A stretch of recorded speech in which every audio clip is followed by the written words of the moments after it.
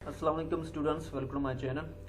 Student, आज हमारे साथ हैं मनोज कुमार जो एनजीवी स्टूडेंट है, एनजीवी स्कॉलर हैं, जो उन्होंने रिसेंटली एनजीवी पास आउट किया है। आज हम मनोज से पूछेंगे कुछ एनजीवी के रिगार्डिंग कि उनका कैसा एक्सपीरियंस रहा और उनको कैसा एनवायरनमेंट लगा एनजीवी का और क्या सिस्टम था, और इस स्कॉलरशिप के बारे में मज़ीद वो बात करेंगे। जी मनोज कुमार, कैसे हैं आप? जी वालेकुम अस्सलाम भाई, ठीक हूँ। मेरा नाम मनोज कुमार है और मैं एनजीई का तालिब इल्म हूँ। मैंने 2019 में एनजीई में गया था और 2023 में पास आउट हुआ हूँ। मैंने एनजीई में कंप्यूटर साइंस से 4 साल किया है और आज मैं इनके चैनल के थ्रू आपको बताऊंगा कि एनजीई में क्या क्या फैसिलिटीज़ है और आप कैसे एडमिशन ले सकते हो और क्या क्या वो आप और उनसे आप 4 साल में क्या क्या सीखेंगे। अच्छा जी मनोज कुमार, पहले तो आपने कैसे मतलब एनजीवी के बारे में जाना कि क्योंकि तब ऐसी कोई फैसिलिटीज़ नहीं थी, थ्रू सोशल मीडिया या किसी ने आपको बताया था एनजीवी के थ्रू? जी। जी देखें, ये थरपारकर से मैं और एक दूसरा बच्चा है दिलीप, जो पहले ही बच्चे थे, जो दो बच्चे थे जो हम लोग में क्लियर होते से पहले हमारे थरपार कोई नहीं गया था। हम पहले थे तो नहीं, उनकी नॉलेज नहीं थी एनजी के बारे में, ना ही पता था। हमने एक अखबार में पढ़ा था कि ऐसी कोई स्कॉलरशिप भी होती है, तो हमने सोचा हम अप्लाई कर लेते। तभी हम 8th क्लास में थे तो हमने अप्लाई किया था। तब इतने ज्यादा बॉयज भी नहीं थे और लेकिन जो थे वो बहुत मतलब टैलेंटेड थे। तो उनमें से हमारी दो बंदों की सिलेक्शन हुई थी और उसके बाद हम लोग एनजी गए थे। जब एनजी गए तो फिर पता चला कि ये स्कॉलरशिप जो है, मेरे ख्याल से पाकिस्तान में भी ऐसी कोई गवर्नमेंट नहीं है जो ऐसी स्कॉलरशिप आपको प्रोवाइड कर रही है। जो जो फैसिलिटीज दे रहे हैं वो हम लोग जब वहाँ गए फिर हमें पता चला कि इस ऐसी अच्छी स्कूल को हम कैसे जाया कर सकते, कैसे वेस्ट कर सकते। फिर उसके बाद अवेयरनेस सेशन हमने रखवाए, फिर बहुत ही जो टैलेंटेड जो स्टूडेंट्स हैं उन्होंने भी रखवाए थे। फिर उसकी वजह से फिर एनजीए का जो है ना ज़्यादा हो गया, फेमस भी एनजीए। अच्छा, आपको एनजीवी में क्या क्या फैसिलिटीज़ वो प्रोवाइड करते थे और क्या एनवायरनमेंट था, कुछ बताइए इस बारे में। देखें, जो बच्चा थरपारकर से जो थरपारकर से है, बिलोंग करता है, उसको पता है कि हमें घर में क्या क्या फैसिलिटीज मिलती है। हमें घर में ना कभी इतनी लाइट होती है, ना कुछ होता है, ना वाईफाई होता है हमारे पास, ना एक स्टडी रूम होता है अलग। जब हम एनजीए में एंटर हुए थे तो हमें बिल्कुल एक प्रॉपर एक चैनल के थ्रू हमें उन्होंने गाइड किया था। हमारे पास अलग लाइब्रेरीज थी, हमारे पास अलग स्टडी रूम था, हमारे पास एक हाई लेवल की मैथ्स है और उसके अलावा स्टडी के लिए आपको पास बहुत ही अच्छा एनवायरनमेंट है। और आपको टीचर्स जो है वो 24 घंटे आपको मिलेंगे।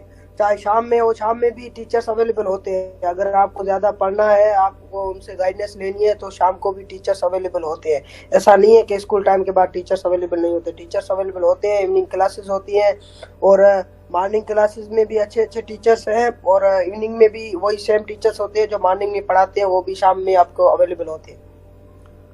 अच्छा, सही। और हॉस्टल के बारे में बताइए, हॉस्टल में क्या क्या मतलब फैसिलिटीज़ हैं? देखिए, पहली बार हॉस्टल तो एक इतनी नीट और क्लीन हॉस्टल है और इसमें आपको 24 घंटे वाईफाई मिलता है फ्री और आपको टैबलेट प्रोवाइड किया जाता है जिसके थ्रू आप पढ़ सकें। आप उसको वाईफाई को यूज़ करके वहाँ से आप जो आपको समझ में नहीं आ रहा वो वहाँ से सीख सकें, गूगल से सीख सकें। और जो स्कूल में है वो आपको यूनिफॉर्म, उसके साथ शूज़ वगैरह हर चीज़ जो है ना आपको प्रोवाइड की जाती है। और खाना बहुत ही अच्छा होता है और यहाँ खाने में आपको तकरीबन हर किस्म की जो है ना वैरायटी मिलती है और खाने में कोई कमी पेशी नहीं होती है एनजीए की तरफ से। मेस भी उनकी अच्छी है और हॉस्टल मैनेजमेंट भी अच्छी है और हॉस्टल भी अच्छी है। अच्छा जी, और आपको स्टाइपेंड देते थे एनजीवी वाले? जी, स्टाइपेंड होती है, बॉयज के लिए 1,000 होती है और गर्ल्स के लिए 1500 होती है अच्छा, पर मंथ? पर मंथ के हिसाब से। जी हाँ, लेकिन स्टाइपेंड की कोई जरूरत नहीं होती है क्योंकि वो आपको एक तो हर हफ्ते उनका बारबेक्यू होता है। अभी इतना शायद डिले कर दिया होगा, लेकिन पहले हर हफ्ते बारबेक्यू होता था। और फिर आपको वो खाने के लिए चीजें भी देते हैं, जैसे बिस्किट हो गए, फिर उन्होंने कुछ ऐसा जूस वगैरह रख दिया, मिल्क है, फिर वो हर चीजें आपको देते हैं। तो स्टाइपेंड की इतनी जरूरत होती नहीं है। हमारे पास जो 1000 बच्चे थे वो महीने में भी बचे हुए थे, हमें कोई खर्च करने की जरूरत होती नहीं थी, क्योंकि ऐसी जरूरत ही नहीं पड़ती थी कि वो 1000 हम खर्च करें। तो एक पर मंथ 1000 रुपया मिलता था। अच्छा, मतलब बाहर आउटिंग होती थी या नहीं, बस यूनिवर्सिटी की तक, हॉस्टल जी तक? नहीं नहीं, आउटिंग अगर स्कूल की तरफ से भी होती थी, तकरीबन महीने में 1 2 3 बार तो होती थी। और एजुकेशन ट्रिप तो अलग होते थे, लेकिन हॉस्टल की तरफ से भी ट्रिप होते थे, जिसमें आपको पूरा कराची और कराची के बाहर भी आपको घुमाने ले जाते थे। अच्छा, सही। और जो हैं टीचर्स हैं वहाँ के, वो मतलब उनकी एजुकेशन के बारे में कुछ बताइए। वो पीएचडी होल्डर हैं या कैसे, मतलब उनके बारे में कुछ बताइए। जो टीचर्स हैं वो जो 9th और मैट्रिक के हैं वो तो पीएचडी होल्डर नहीं है। वो उन्होंने मास्टर्स किया हुआ है, किसी ने बैचलर्स किया हुआ है और अच्छी अच्छी यूनिवर्सिटी से बैचलर किया हुआ है। वहाँ तकरीबन जो भी आते हैं वो बाय थ्रू पूरे प्रोसेस के साथ आते हैं और उनका पूरा होता है। और वो जो है ना, कोई एनईडी से पास आउट हुआ होता है, कोई कराची यूनिवर्सिटी से, कोई आईबीएस से। तो टीचर्स होते हैं और आपसे बहुत ही अच्छे तरीके से बात करते हैं। मेन बात होती है टीचर्स का मैनर क्या है, वो आपको टाइम देते हैं। और बिल्कुल एनजीओ में जो भी टीचर आता है वो स्टूडेंट से 1 to 1 कनेक्ट होता है और ये हर एक से वो डिस्कस करता है और प्रॉब्लम सॉल्व करता है। अच्छा, फ्रेंडली होते हैं, स्ट्रेट फॉरवर्ड होते हैं आपसे? फ्रेंड जी जी जी जी फ्रेंडली होते हैं बिल्कुल, क्योंकि वो सारा दिन ही स्कूल में होते हैं, तो वो आपके एक फैमिली मेंबर की तरह बन जाते हैं। शाम को 6 बजे वापस जाते हैं, सुबह 6 बजे आते हैं, तो सारा दिन ही स्कूल में होते हैं टीचर्स। अच्छा, सही है। बेसिकली आप थरपाकर से हैं, तो थरपाकर स्टूडेंट के लिए आप क्या मैसेज देना चाहते हैं कि वो इस स्कॉलरशिप में, इस स्कूल में एडमिशन लें, या कुछ ऐसा कुछ बताएं जो उनको मोटिवेट करें कि एनजीवी में अप्लाई करें? जी, तो देखें, अभी हम लोग खुद थरपारकर से हैं, तो हमें पता है थरपारकर में क्या क्या फैसिलिटीज हैं और जो एनजीओ दे रहा है थरपारकर के स्टूडेंट्स के लिए कितने फायदेमंद है।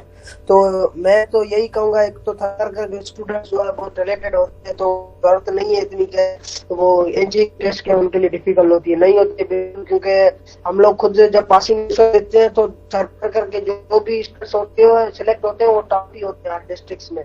तो थरपारकर के बच्चे जो ना वो बहुत ही टैलेंटेड है, तो उनको जरूरत नहीं है इतनी कुछ खास टेंशन लेने की क्या है एनजीई की टेस्ट डिफिकल्ट आती है। हाँ, दिन बे दिन जो अभी टेस्टें हो रही है तो बॉयज की तादाद बढ़ती जा रही है, क्योंकि जैसी अवेयरनेस सेशंस हो रहे हैं तो उसकी वजह से बॉयज में नॉलेज आ रहा है कि एनजीई भी एक स्कॉलरशिप देती है। तो मैं यही कहूंगा कि अप्लाई करें और इस अपॉर्चुनिटी को अवेल करें। और ये अपॉर्चुनिटी बहुत ही अच्छी है, और आप अगर 4 साल वहाँ रहेंगे तो सिर्फ पढ़ाई करेंगे, फिर उसके बाद बस मेन ये है कि आप सीखेंगे कि एक हॉस्टल लाइफ में बंदा कैसे जीता है और कैसे सीखता है वो। और दूसरे पूरे ही सिंध सूबे से बंदे आए होते हैं, तो उनसे आपका इंटरेक्ट होता है और आप उनसे सीखते हैं कि वो किस तरीके से रहते हैं। अच्छा, मतलब थरपारकर की जो स्कूल्स हैं उनका क्या सिस्टम है, और एनजीवी जो स्कूल है उसका क्या सिस्टम है? इन दोनों में डिफरेंस क्या है, और आपको मतलब क्या बेस्ट लगा इन दोनों में? इन दोनों में जो मेन डिफरेंस है वो एनवायरनमेंट का है। अभी आप खुद देखें, गवर्नमेंट स्कूल जो हमारे पास होती हैं उनमें एक एक क्लास में तकरीबन नहीं तो भी 100 से ज्यादा बंदे होते हैं, बच्चे होते हैं, स्टूडेंट। तो एक टीचर जो है वो कभी 3 सब्जेक्ट भी पढ़ा रहा होता है, कभी 2 सब्जेक्ट भी पढ़ा रहा होता है, और 100 बच्चे होते हैं, तो उतनी वो अंडरस्टैंडिंग नहीं हो पाती। एनजे में कम से कम 40 बच्चों से ज्यादा स्टूडेंट नहीं होंगे, वो हर सब्जेक्ट का डिफरेंट टीचर होता है। और इसके अलावा मेन डिफरेंस यही है एनवायरनमेंट का। अगर आपको एनवायरनमेंट अच्छा मिलेगा तो आप पढ़ेंगे, एनवायरनमेंट अच्छा नहीं होगा तो आप नहीं पढ़ सकते। एनजे में मेन फैसिलिटीज यही कि एनवायरनमेंट है, और टीचर्स जो है आपसे ज्यादा कॉन्ट्रैक्ट होते हैं, कनेक्ट होते हैं, और टीचर्स भी अच्छे हैं और वेल क्वालिफाइड टीचर्स हैं। तो मेन थरपारकर और उनकी स्कूलों में ये है कि वहाँ आपको टीचर्स 24 घंटे अवेलेबल होता है, और दूसरा फैसिलिटीज और एनवायरनमेंट का फर्क है। अच्छा, आप स्पोर्ट्स और एक्टिविटीज के बारे में बताइए जो एनजीवी में होते हैं। स्पोर्ट्स जो फुटबॉल का ग्राउंड और क्रिकेट का ग्राउंड जो एनजीओ बना हुआ है, ऐसा मुझे नहीं लगता किसी गवर्नमेंट यूनिवर्सिटी या किसी गवर्नमेंट हॉस्टल में या किसी गवर्नमेंट स्कूल में बना हुआ। पूरा आर्टिफिशियल ग्रास लगा हुआ है ग्राउंड में, और एक्टिविटीज होती हैं। इसके अलावा हर फ्राइडे को सीपी क्लासेस होती है।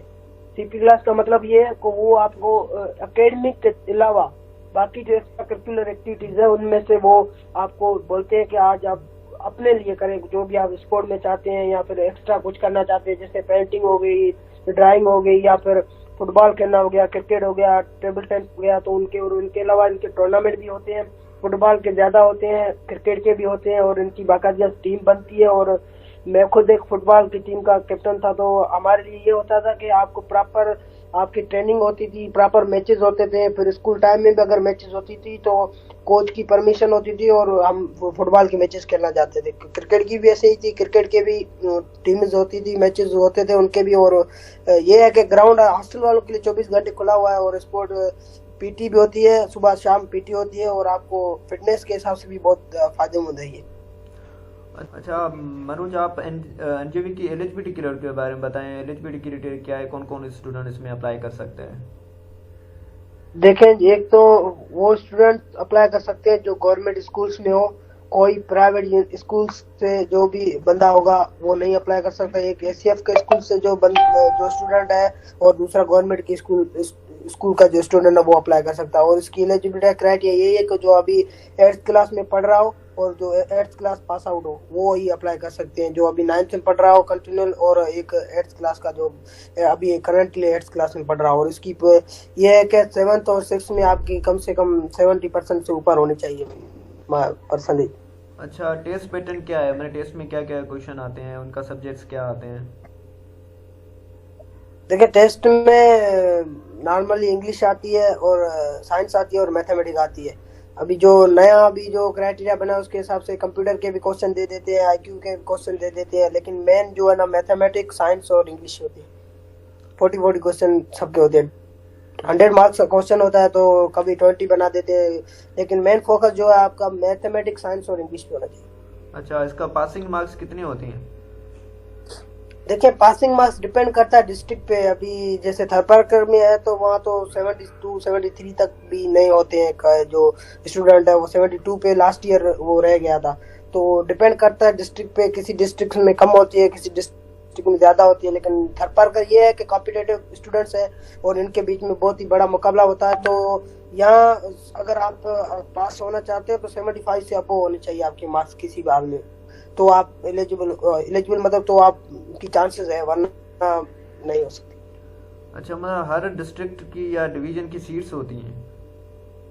जी, हर डिस्ट्रिक्ट और डिवीजन की सीट्स होती हैं। पहले हम गए थे तो 3 सीटें, अभी जैसे ही उनको पता चला कि यहाँ टैलेंट बहुत है बार करें तो सीटें बढ़ा दी। अभी 8 से 9 बंदे वो उठाते हैं, और फिर 2 एसटीएफ के 10 या 12 8 साल थरपारकर डिस्ट्रिक्ट से। अच्छा, सही है। अच्छा, और स्टूडेंट कैसे और कहाँ से प्रिपरेशन कर सकते हैं एनजीवी की स्कॉलरशिप के लिए? स्टूडेंट यही है कि एनजीई की ऑफिशियल जो वेबसाइट है उस पर भी उनके पास पेपर दिए हुए हैं। और दूसरा, मैं अपना पर्सनल जो बताऊं तो मुझे उस टाइम कोई गाइड करने वाला नहीं था कि किस तरह से जारी करा। अभी तो देखें, जैसे आपका अपना यूट्यूब चैनल है, आप भी खुद प्रिपेयर करा रहे होते हैं और गाइडेंस दे रहे होते हैं। हमारे टाइम तो उस टाइम कोई खास था नहीं गाइडेंस देने वाला, क्योंकि वो पहली टाइम टेस्ट थी। तो मैंने जो किया था, मैंने सिर्फ बुक रीडिंग की थी। साइंस 8th क्लास की पूरी बुक रीडिंग की थी, और मैथमेटिक्स मैंने 5 क्लास से लेकर 7th क्लास तक पूरी प्रैक्टिस की हुई थी। और इंग्लिश में मैंने ग्रामर की हुई थी सिंपल, तो इंग्लिश इतनी डिफिकल्ट नहीं आती। लेकिन जो मैंने मैथ और साइंस अच्छी तरीके से रीड किया हुआ था। बुक पूरा रीड करना चाहिए बस। साइंस का जो बुक है वो आपको पूरा रीड करके जाएं, बस एमसीक्यूज होता है तो रीड करके जाएंगे तो आपको दिमाग में होगा, फिर आप इजीली कर लेंगे। मैंने पूरा रीड किया हुआ था बुक। अच्छा, मतलब कि 5 से लेकर 7 तक जो भी बुक्स हैं साइंस का है, हाँ, इंग्लिश का, उनको मैथ का, एक बार आप रिव्यू कर लें, उनके रीडिंग कर लें, और फिर इजीली है। आप एमसीक्यूज ही होते हैं तो आउट ऑफ सिलेबस तो होते नहीं है, सिलेबस के अंदर ही आते हैं। तकरीबन कोई 1 2 3 होंगे जो आउट ऑफ सिलेबस होंगे, बाकी पूरे सिलेबस के अंदर ही होते हैं स्टूडेंट के लिए। अच्छा, सही। अच्छा, और फॉर्म के बारे में बताएं। इसका फॉर्म में मतलब कैसे फिल किया जाता है, ऑनलाइन होता है या फिजिकली फॉर्म आपको? देखिए, पहले जो होते थे वो ऑनलाइन और फिजिकली दोनों होते थे, लेकिन अभी इन्होंने मैंडेटरी यही कर दिया है कि आप फॉर्म जो है वो ऑनलाइन ही फिल करेंगे। तो इनकी वेबसाइट पे फॉर्म होता है और इतना कोई इनका डिफिकल्ट फॉर्म भी नहीं होता है, छोटा सा फॉर्म होता है और वो आपको पे फिल करना होता है और फिर इनका चालान जो है 500 अभी जो इन्होंने रखा है वो आपको पे करना होता है। चलें ठीक है, मैं इस फॉर्म या कैसे फिल किया जाता है वो उसके पे मैंने वीडियो बना दिया है, मैं जल्द अपलोड कर दूंगा अपने चैनल पे। और पास पेपर के रिगार्डिंग में भी मैंने वीडियो बना दिया है, कैसे आप फाइंड कर सकते हैं, कैसे इनके पास पेपर डाउनलोड कर सकते हैं। अच्छा जी मनोज जी, ये बताएं कि जो पेपर होता है तो वो इंग्लिश में भी होता है, सिंधी में भी होता है, उर्दू में होता है, आई थिंक तीनों होते हैं लैंग्वेजेस में होता है नहीं जी। अच्छा, तो स्टूडेंट पे डिपेंड होता है वो। देखें पेपर तो, हाँ पेपर तो तीनों लैंग्वेज में होता है, पर मैं ज्यादा जो हमारे थरपारकर में जो स्टूडेंट है वो सिंधी लैंग्वेज में पढ़ते हैं तो उनको परफॉर्मेंस यही दूंगा कि वो सिंधी में कर ले तो उनको इजी होगा। लेकिन ये है कि अगर इंग्लिश में आप करेंगे तो आपकी थोड़ी, मेरे हिसाब से मार्क्स थोड़ी आपकी ज्यादा हो जाती हैं जो अगर आप इंग्लिश में वो पेपर दे रहे हैं, सेम वही पेपर अगर इंग्लिश में दे रहे हैं। अच्छा, आपने किस में, इंग्लिश में दिया था या सिंधी वाले में? मैंने इंग्लिश में दिया था जी। अच्छा सही सही। आपने कितनी मार्क्स ऑब्टेन की थी, आपको याद है? देखें जी, मैं उस टाइम मैंने जो है ना पूरे सिंध में से मैं गवर्नमेंट की स्कूल में टॉप था, 86 मार्क्स थी मेरी। माशाल्लाह माशाल्लाह। अच्छा। और जो लास्ट मेरे सिलेक्ट हुआ था मेरे साथ उसकी 83 थी, वो दिलीप था उसकी, और हम दोनों ही टॉप थे गवर्नमेंट स्कूल में से। अच्छा सही। जो दूसरे जो हैं डिस्ट्रिक्ट हैं जैसे घोटकी हो गया, शिकारपुर, इस टाइम क्योंकि कुछ ही सिंध के डिस्ट्रिक्ट हैं जो इसमें अप्लाई कर सकते हैं, ठीक है जी। तो मतलब जो उनका टेस्ट पैटर्न है वो सबके लिए सेम होता है या डिफरेंट डिफरेंट होता है? जी सबके लिए ही सेम होता है, लेकिन ये है कि फिर वहाँ जो पासिंग रेशियो होता है वो कम हो जाता है। जैसे अभी आप खैरपुर ले लें, घोटकी ले लें, वो वहाँ का पासिंग रेशियो ना जो वो 50-70 तक होता ही है, उससे ज्यादा नहीं होता। वहाँ इतने शायद बच्चे क्वालिफाई जो कर देते हैं, टेस्ट देते हैं, वो इतने शायद कॉम्पिटेटिव नहीं होते, उसका जो पासिंग रेशियो है वो 70 तक ही जाता है, अभी उसके ऊपर नहीं जाता। और थरपारकर में यही है कि 70 से नीचे नहीं आता, 70 से ऊपर जाता है।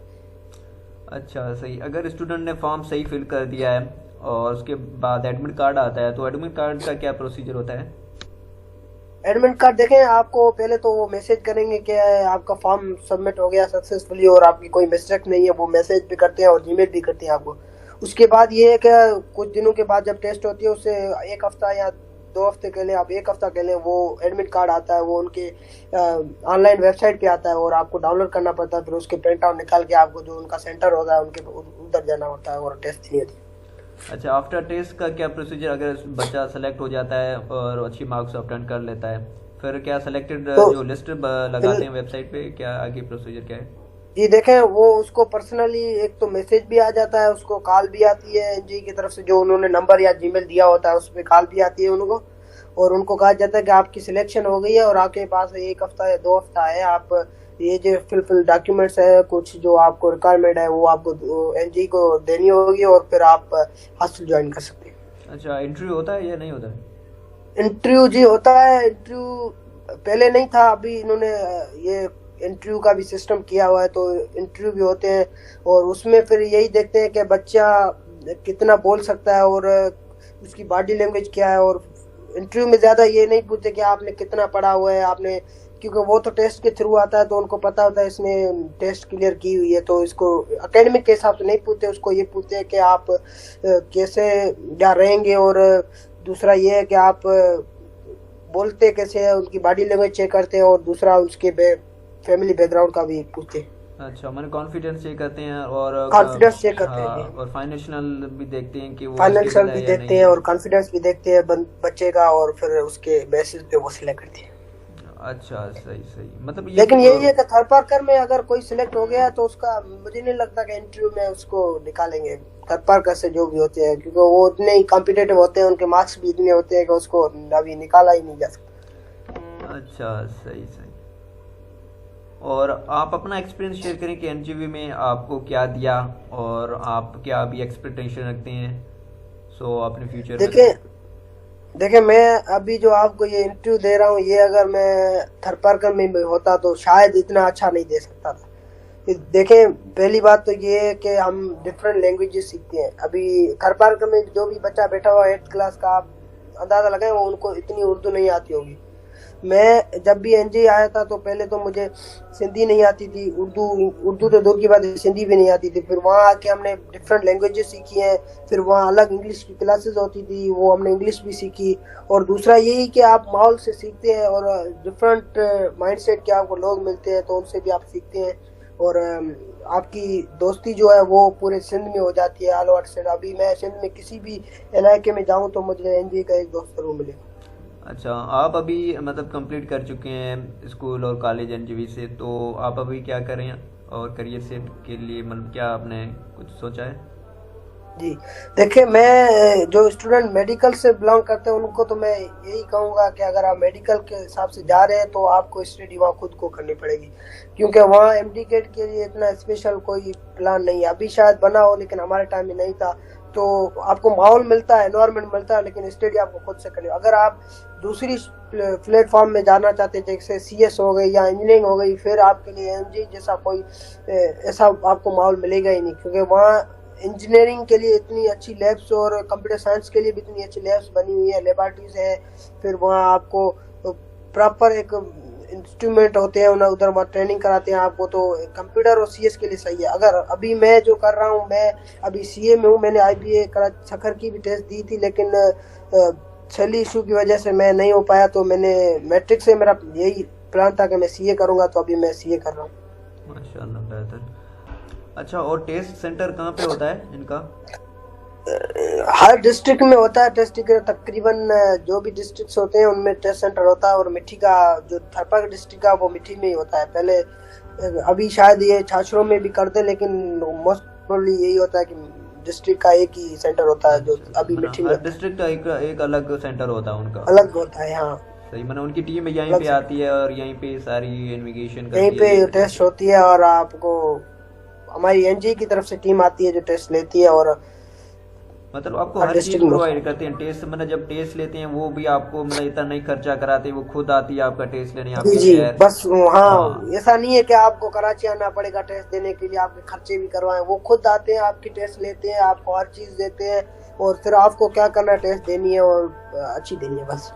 अच्छा, मतलब फुली फंडेड है आपको? देखो फुली पूरा फंडेड आपको स्टाइपेंड आप, देते हैं, यूनिफॉर्म भी आपको फ्री में देते हैं, बोर्डिंग स्कूल है पूरी, खाना पीना सब आपको फ्री देते हैं। मतलब बहुत ही लाइक आईबीए जैसे स्कॉलरशिप, आईबीए जैसे स्कॉलरशिप बिल्कुल बिल्कुल की तरह। बिल्कुल आईबीए जैसी। अभी अगर आप खाना एनजी का खाएंगे तो फिर आप घर का खाना भी भूल जाएंगे। जैसे हम लोगों ने 4 साल हम लोगों ने खाया है, तो हमें पता है कि खाना कितना अच्छा होता है एनजी का, और हाइजीनिक होता है प्रॉपर। एक पूरी इनकी टीम है और इतना अच्छा खाना बनाते हैं ये एनजी का मेस, बहुत अच्छा है। अच्छा, सही है। अच्छा, दूसरे जो हैं डिस्ट्रिक्ट के स्टूडेंट हैं माशाल्लाह, आप उनसे मिलते होंगे तो उनके बारे में कुछ बताइए। आपके कलीग्स भी होंगे बहुत सारे, तो उनमें आपने मतलब क्या चेंजेस देखे और वो अभी कहाँ पे हैं और मतलब किस फील्ड में अभी हैं, तो कुछ जानते हैं आप? अपने फ्रेंड तो होंगे ना? देखिए, जो तकरीबन सिंध के जो बच्चे आते हैं ना, उनमें से पहली ये होता है कि वो एक अबोज टाइप के होते हैं, मतलब उनको इतनी ज्यादा नॉलेज नहीं होती है। थरपारकर में जो भी बच्चे होते हैं वो टैलेंटेड होते हैं, लेकिन सिंध में से जो आते हैं वो इतने टैलेंटेड नहीं होते। उनको ज्यादा वो लोगों से इंटरेक्ट नहीं होते हैं। लेकिन जब एनजे में आते हैं, फिर वो 4 साल के बाद निकलते हैं, तो उनमें जो चेंजिंग होती है वो मैं खुद देखता हूँ। जब मेरे दोस्त जो पहले आए थे वो उनको तरीके से बात करना भी नहीं आती थी, लेकिन जब एनजे में उन्होंने वो आए और फिर उन्होंने जो सीखा, उसके बाद अभी जो मिलते हैं तो फिर वो आपको ऐसा लगेगा कि एक आप प्रॉपर जेंटलमैन से मिल रहे हैं। एनजे के बाद पास आउट होने के बाद यही लगता है। अच्छा, सही सही। और दूसरी मेन बात ये है कि अगर आप जैसे हम थरपारकर में है तो हमें सिर्फ 2 या 3 यूनिवर्सिटीज का नाम आता है यूनिवर्सिटीज का। एक आईबीए कराची है और दूसरी अपनी सिंध है और मेहरान है, बस 3-4 यूनिवर्सिटीज का नाम आता है। तो जब एनजी में आप इंटर होते हैं तो आपको पता चलता है कि इसके अलावा भी दुनिया है, सिंध के अलावा भी दुनिया है, पाकिस्तान के अलावा भी दुनिया है। यहाँ आपको फॉरेन यूनिवर्सिटीज की प्रिपरेशन करवाते हैं। और दूसरी बात ये कि आप वो तो सेल्फ बोलते हैं कि आप बस टेस्ट क्लियर कर लें, आगे आपका जो भी खर्चा होगा हम लोग पे करेंगे। अब जैसे हमारे जो पास आउट स्टूडेंट्स हैं वो अभी एनजी में रह रहे हैं, उनकी किसी एडमिशन होगी है, किसी आईबीए कराची एडमिशन होगी, तो वो एनजी उनको प्रोवाइड कर रहा है और हॉस्टल भी है, खाना पिक ड्रॉप भी दे रहा है। तो वो समझे साल वो में ही एनजी, वो एनजी सपोर्ट करता है।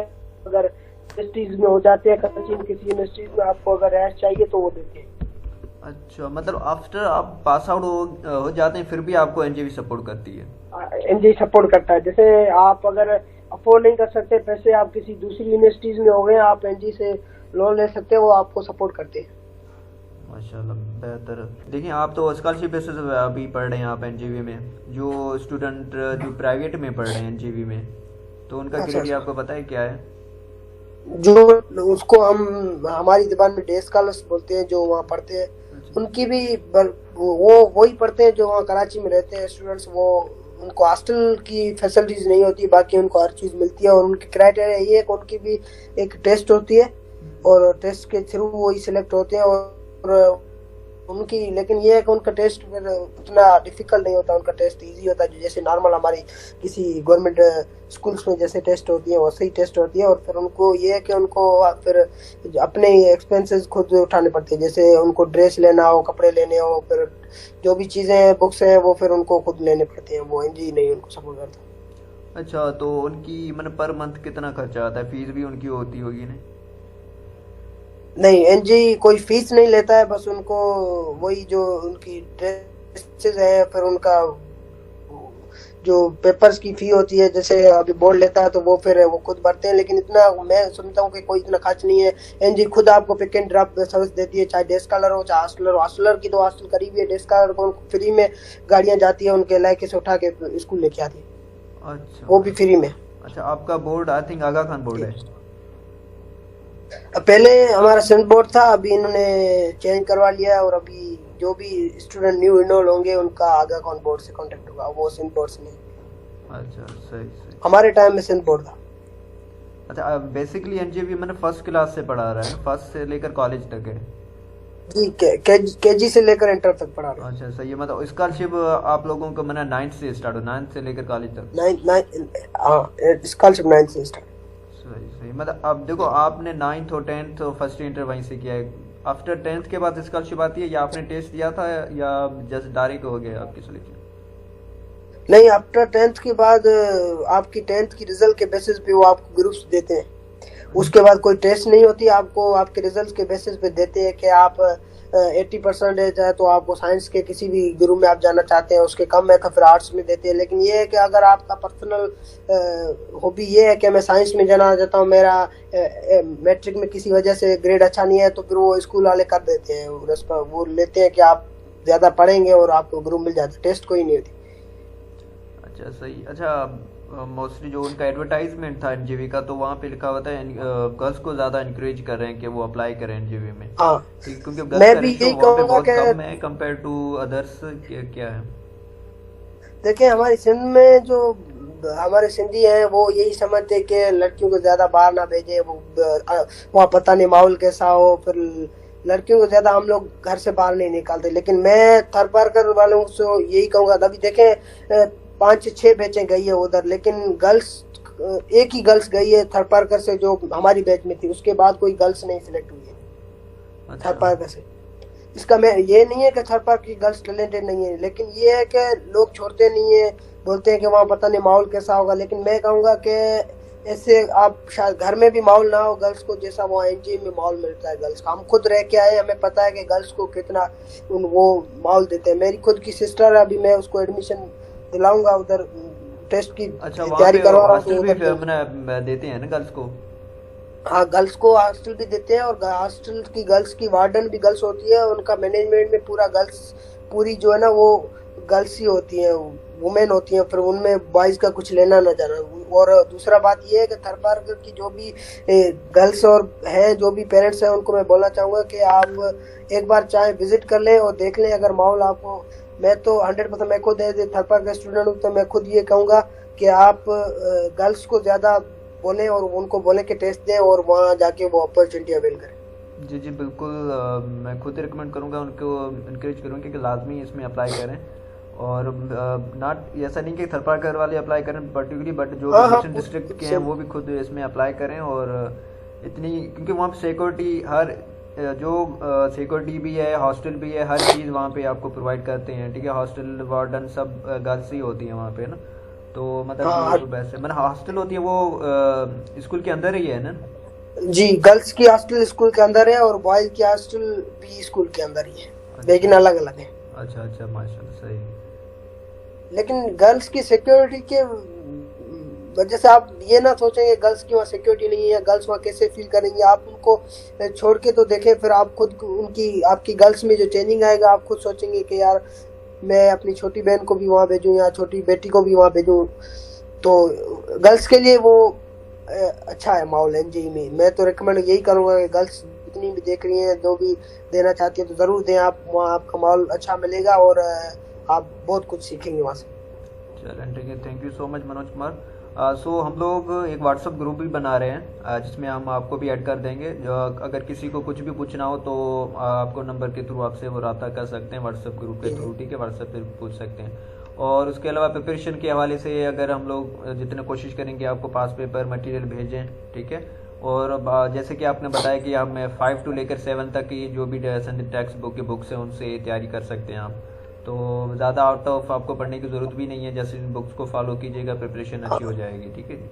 के ये जिस चैनल के थ्रू मैं इंटरव्यू दे रहा हूँ, मैं चाहता हूँ कि इनके आप वीडियोस देखें। और मैं खुद जब आईबीए के टेस्ट दे रहा था तो मुझे कुछ इतना अच्छा गाइडेंस मुझे नहीं पता था ये। चलो ठीक है, देखें मैं खुद जब आईबीए की तैयारी कर रहा था तो मुझे नहीं पता था कि ये चैनल इनका है, और मैं खुद इनकी चैनल का वीडियो देखता था। और फिर अभी जब मैं इनसे मुलाकात हुई तो फिर मैंने इनको थैंक यू भी बोला। मैंने आईबीए का फॉर्म जो पूरा फिल किया हो तो ये इनके चैनल के थ्रू किया। तो मैं भी आपको रिकमेंड करूंगा, अगर आप एनजी की प्रिपरेशन कर रहे हैं, चाहे किसी यूनिवर्सिटी में आप एडमिशन लेना चाहते हैं, तो इनके चैनल के वीडियो ज़रूर देखें। और बहुत ही सिंपल वे में हर चीज़ आपको समझाई हुई होती है। और आपको कोई अगर क्यूरीज भी हो तो इनको आप पर्सनली मैसेज भी कर सकते हैं और ये आपको जवाब भी देंगे और आपके हर क्यूरीज का आंसर भी देंगे। तो आप, मैं समझता हूँ कि ये आपके लिए एक अच्छा एक प्लेटफॉर्म है जिसके थ्रू आप कुछ भी मतलब एनजीओ का फॉर्म भी भर सकते हैं और दूसरी यूनिवर्सिटीज का भी आप देख सकते हैं। जी बिल्कुल, क्योंकि बहुत सारे स्टूडेंट ऐसे हैं ना जो Sindh side, mostly Sindh side हैं, तो उनको स्कॉलरशिप के बारे में नहीं पता होता है और यूनिवर्सिटीज़ के बारे में नहीं पता, उसका फॉर्म कैसे फिल किया, बहुत सारे मिस्टेक भी करते हैं, ठीक है। तो दैट्स वाई मैंने सोचा कि ऐसा चैनल बना जाए जहाँ पे फुल आपको पूरा गाइड किया जाए। और जब भी मैं कोई भी क्वेरीज आती है तो उस पर मैं सर्च करता हूँ, या जो भी सीनियर्स होते हैं स्टूडेंट या फैकल्टी मेंबर उनसे मैं पूछ के फिर कंफर्म करके फिर बताता हूँ। ऐसा नहीं फिर कुछ ऐसा गलत बता दूँ फिर वो भी मतलब नहीं, मतलब उनकी कुछ हो जाए, मतलब मिस्टेक्स हो जाए फॉर्म में या ऐसा कुछ, ठीक है। तो मैं कोशिश ये करता हूँ उनको फुल गाइड करने की। समटाइम हो जाती है, इंसान मिस्टेक हो जाती हैं, बट और प्रिपरेशन के हवाले से इंशाल्लाह मैं वीडियोस बना दूंगा अपने चैनल पे, और पहले से बनाई भी हैं, तो उनको आप देख सकते हो, प्रिपरेशन कर सकते हो। पास पेपर आप बस इनको यही बोलें कि पेपर अगर पेपर देने जा रहे हो उससे 2 दिन या 1 दिन पहले आप उसकी बुक रीडिंग कर लो। बस बुक रीडिंग ही काफ़ी है। जो आपके एमसीक्यू तकरीबन बुक से आते हैं तो आप एक बार उस रात को आप नींद को छोड़ें और एक रात आप उसको बुक रीडिंग कर लें बस। हाँ, जो भी ये 5 to 7 बुक्स हैं सिंथ टेक्स्ट बुक, उनको अच्छी से पहले तो पढ़ें, फिर रिवीजन लाजमी करनी है आपको, ठीक है। रिवीजन लाजमी, हाँ रिवीजन लाजमी, बहुत सारे भूल जाते हैं क्योंकि इतना आपने पढ़ा है तो थोड़ा माइंड में थोड़ा सा ओवरलोड हो जाता है। सो रिवीजन लाजमी होता है, और नोट भी किया करें, और एमसीक्यूज टाइप की तरह उसको पढ़ें। कोई भी आप नोट पर अगर पढ़ते हैं तो उसमें अच्छा ये लाइन इसको एमसीक्यूज आ सकते हैं, ये ऑप्शन आ सकते हैं, मैंने 4 तो ये सेलेक्ट है, मैंने इस तरह से एमसीक्यूज टाइप की तरह पढ़ते जाएं। और मेरी सजेशन ये है कि आप ग्रुप में पढ़ें, ग्रुप में पढ़ेंगे, एक दूसरे एमसीक्यूज करेंगे, पूछेंगे एक दूसरे से, तो मतलब अच्छी सी डिस्कशन भी हो जाएगी और आपके वो माइंड में रहेगा। अगर डिस्कस करते हैं कोई भी चीज़ तो वो ज़्यादातर माइंड में रहता है, सो उससे अच्छी प्रिपरेशन हो जाएगी। सो आज सजेस्ट किया आप डिस्कस करें, ग्रुप में पढ़ें तो बेहतर रहेगा। चलें, thank you so much Manoj Kumar कि आपने अपना टाइम दिया और स्टूडेंट को गाइड किया एनजेबी के बारे में। सो बहुत सारे स्टूडेंट की क्यूरीज थी इसके regarding, so thank you so much, आपने हमें टाइम दिया। जी शुक्रिया, थैंक यू। ओके, अल्लाह हाफिज़।